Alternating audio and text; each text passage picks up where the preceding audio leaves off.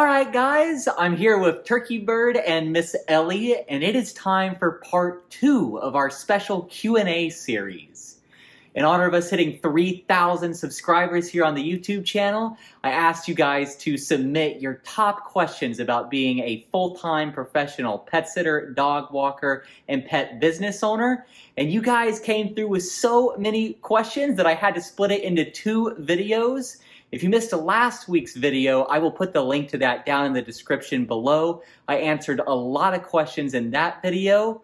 And then I will put up on the screen right now the table of contents for today's questions. That way, if there's something specific that you want to know, you can go directly to that time mark. Before we get into it, I just want to say thank you so much for getting us to 3,000 subscribers and continuing to comment on the videos and share the videos and submit your questions. This is truly just a dream come true for a dream that I didn't even know that I had, and I am absolutely loving making these videos and continuing to see our little community grow here. So the first question I want to answer in today's video is a good one, and this is something that I think all of us pet sitters and dog walkers are going to have to deal with at some point or another. And the question is it reasonable to charge more for difficult dogs? And while there is no clear-cut right or wrong way to go about this, I will say that it is okay to charge more for difficult pets, as long as you have it in writing and a part of your pricing structure, and as long as your clients understand what they are getting into from the beginning. And what I mean by this is you could very feasibly charge a puppy fee for dogs under a certain age, or you could charge a medical fee for dogs that require medicine or insulin or injections, or you could charge a fee for dogs that are just not properly trained. I know pet sitters personally that charge all of the above fees that I just listed. However, the way that I do it is I like to make sure that my base rate is high enough to just equate for any of these situations that we may encounter. That way I don't have to worry about charging for these things individually. But like I said, there's not really a right or wrong way to go about it. You just need to make sure that however you are going to do it is in writing and that your clients are aware of it. All right, our next question is it wrong for clients to have cameras in their home while the sitter is staying there or dropping in? And this is a very simple no, it is not wrong, and I actually prefer it when they do have cameras. Those cameras are there to protect them and their belongings and their home, and it's also there to protect us.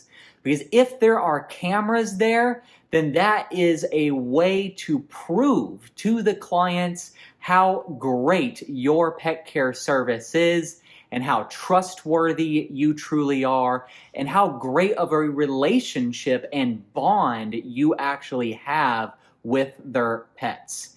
And I actually go as far as to suggest to clients that they go and get cameras if they don't already have them. And I tell my team to always act as if there is a camera there, whether there is one or not. All right, so our next question here is, what is your response when a client says that your price is too high? And this is something where I just quite simply say, okay, let me know when you change your mind, and I leave it at that. I don't try to argue with them. I don't try to justify my prices or anything like that. I set my prices by a point of logic and data, not by emotions or comparisons. I know how I came to my prices, and I know that me and my team are worth our prices, if not more than that. So I am not going to waste my time arguing or trying to justify anything to anyone. You get what you pay for, and if you want a premium pet service, you gotta pay for it. Our next question is, I currently use TikTok and Facebook to promote my business, and I'm wondering if getting a website set up would be worth it. Or maybe paying to promote on Facebook would be better. What do you think? And I will always and forever tell you, you need a website. Maybe 10 years ago, you didn't need one, but today in 2023, to be seen and viewed as a legitimate business in today's world, you need a website. Especially for us pet sitters and dog walkers, we don't have a physical storefront, so our websites act as our online storefronts. And Facebook and TikTok and Instagram and all these other platforms can be a great way to get eyes onto your business and to build relationships with your clients and potential clients.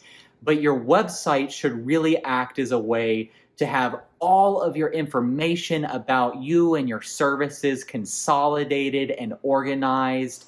And it should have a sign-up form for clients to actually get started with your services.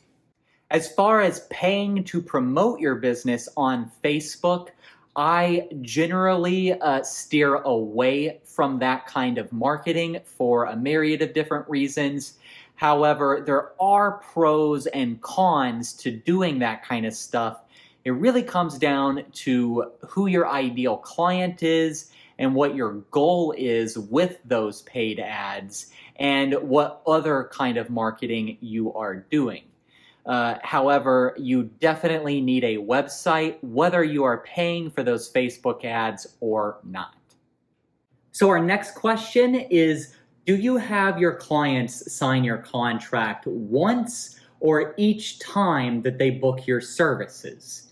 And I have all of my clients digitally sign our terms of service agreement before we ever go and meet them. I think it's really important for them to see and agree to your policies before you book the meet and greet and do all of that, because it'll be a total waste of your time and their time if you go over there to meet them and go over all the details and then they don't agree to one of your written policies in your contract. So just go ahead and get that out of the way before you go and meet them. And then that's the only time that they will need to sign your contract. You should have a clause somewhere within your terms of service document that says this contract is valid for any and all future services. And then, of course, you can have them re-sign your contract digitally anytime you update your policies, and we typically do that once per year. Our next question is, what is your cancellation policy? And I will say there is no right or wrong answer for this, and you really need to find what works best for the way that you want to operate your own business. But my own personal cancellation policy is a 50% cancellation fee if they are canceling within 48 hours of an out-of-town stay or 24 hours of a dog walk or single drop-in visit. And again, this is my cancellation policy based off of the way that I do scheduling and the way that I take payment and a lot of other things that I'm taking into consideration to make sure that it all fits together appropriately. But you need to have a cancellation policy. No matter what you decide, you should have some kind of policy written out in your terms of service document. Okay, our next question is, I currently post the dogs I watch on Facebook, but what is some other good content to post besides the dogs in my care? And this could and should be a whole video in and of itself. And I am actually planning on making a video very soon about some of the social media marketing tactics that I have used within my own business.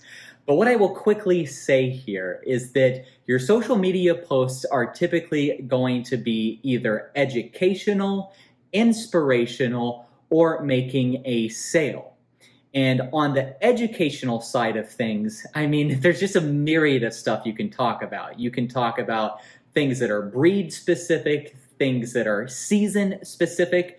It's currently July, so you can talk about protecting your dogs from the heat and how to watch out for signs of heat stroke, the heat of the asphalt when you're out on dog walks, all of that kind of stuff. I mean, there's so much that you can talk about on the educational side of things. On the inspirational side of things, you can talk about your own personal story and what inspired you to start a business and to work with animals. And there's a whole bunch of stuff that you can talk about within that category.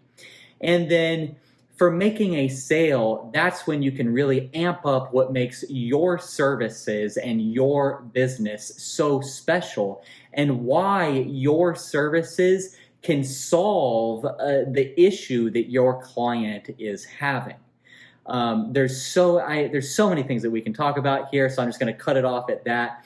And then just watch out for my social media marketing video that will be coming soon. So our next question is, I've heard you mention going to local markets. Could you go into more detail about that? What do you bring? What type of signage and flyers? And do you need to give away stuff? And I will say that I typically do a couple different local events each year where we set up a booth and we talk to potential clients about our services. And I view these events as a way to really show our face and build brand recognition within our local community and start building relationships with potential clients. But I don't view these events as a way to, for sure, get a new client. I never go into it with that frame of mind. And the way that I go about these events have changed drastically over the years. Sometimes I have given away things, sometimes I don't. It really depends on the event and where it is and all kinds of other things that go into the considerations here. I will say that I always have at least flyers about our services to hand out and some free dog treats and a water bowl for the dogs to stop and get water. I have done raffles. I've done different little gimmicks to get people onto our email newsletter list. I've actually gone to some events just to promote the fact that we were hiring and to look for potential job applicants. Each different event is going to be a little bit different. I just think it's important to know that these events are typically not going to lead to people just signing up for your services right away. They're more about building brand recognition and just a reputation within your community as a whole. And if you want to know more about events, I could make an entire video talking specifically about events.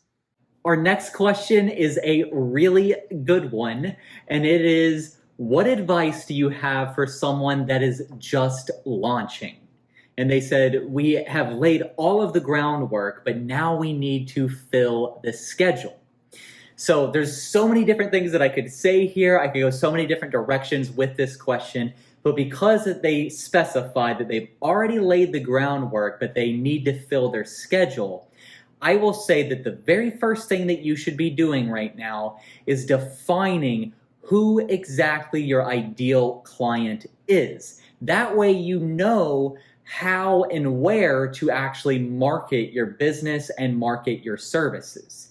If you don't know who your ideal client is, then you don't know who you are trying to attract. And if you don't know who you are trying to attract, then you're just going to be putting stuff out there and hoping for the best. And that is not a good business strategy.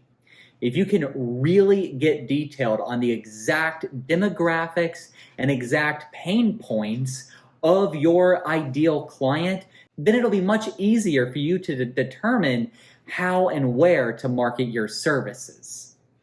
And I'll go on from that to say that you need to start building relationships with other businesses in your area. Of course, start with networking with other pet sitters and dog walkers and dog trainers and anyone else in the pet world in your area. But then venture outside of that and start building relationships with leasing offices and concierge people and house cleaning companies and landscaping companies and all of that kind of stuff, all of the companies that your ideal client is probably already doing business with. And then I will add a third little piece of advice to this question and say that if you have not already written your business plan, you need to have a business plan. This is something that is so overlooked by so many people in the pet world for some reason. I've never understood that. But go watch my business plan video. I will put the link to that down in the description below because it will really help you define your next steps as you begin to launch your business. I really hope these 2 Q&A videos have been helpful for you guys. I've had a lot of fun making them, and I just can't say thank you enough for getting the channel to 3,000 subscribers and for submitting all of these questions. As you think of other questions, please put them down in the comments below so I can continue making videos like this. And as I said at the beginning, it really helps the channel grow so much. If you hit that subscribe button, it's free to subscribe. And when you share these videos with other pet professionals and share your experiences down in the comments below, it just really means the world to me. It means the world to little Athena here. And we appreciate you so much. I'm Doug the Dog Guy, and I am reminding you to stay positive.